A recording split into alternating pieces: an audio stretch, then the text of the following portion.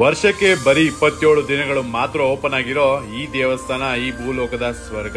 ದಕ್ಷಿಣ ವಾರಣಾಸಿ ಅಂತ ಕರೆಯೋ ಈ ಭೂಮಿಯಲ್ಲಿ ಪ್ರಕೃತಿ, ಮಾನವ ಮತ್ತು ದೇವರು ಒಂದಾಗುವಂತ ಅಪರೂಪದ ಪುಣ್ಯ ಸ್ಥಳ. ದಟ್ಟ ಕಾಡಿನ ನಡುವೆ ಇರುವ ಈ ಜಾಗದಲ್ಲಿ ಮಳೆಗಾಗಿ ದೇವರನ್ನ ಪ್ರಾರ್ಥಿಸಿದರೆ ನಮ್ಮ ಕಣ್ಮುಂದೆನೆ ಮಳೆ ಬಂದ ಅಪರೂಪದ ಪವಾಡಕ್ಕೆ ನಾವು ಸಾಕ್ಷಿಯಾದ್ವಿ. ಈ ಐತಿಹಾಸಿಕ ಉತ್ಸವನ ವೈಶಾಖ ಉತ್ಸವ ಅಂತ ಕರೀತಾರೆ. ಇದು ಪ್ರತಿ ವರ್ಷ ಮೇ ಅಥವಾ ಜೂನ್ ತಿಂಗಳಲ್ಲಿ 27 ದಿನ ನಡೆಯುತ್ತೆ. ಈ ಒಂದು ಉತ್ಸವದ ಸಮಯದಲ್ಲಿ ಮಾತ್ರ ಇಲ್ಲಿಗೆ ಪ್ರವೇಶ ಇರುತ್ತೆ. ಯಾವುದೇ ಆಧುನಿಕ ಸ್ಪರ್ಶ ಇಲ್ಲದೆ ಈ ರೀತಿ ಪ್ರಾಚೀನ ಪೂಜಾ ಉತ್ಸವ ನಡೆಯೋದು ನಮ್ಮ ದೇಶದಲ್ಲೇ ತುಂಬಾ ಅಪರೂಪ ಅಂತ ಹೇಳ್ಬೋದು. ಅತ್ಯಂತ ಪುರಾತನವಾದ ಸುತ್ತ ನಿಸರ್ಗದ ನಡುವೆ ಬಾವಲಿ ಅನ್ನುವ ನದಿ ದಡದಲ್ಲಿ ಇರುವ ಈ ಉದ್ಭವ ಶಿವಲಿಂಗ ಇಲ್ಲಿನ ಆರಾಧ್ಯ ದೈವ.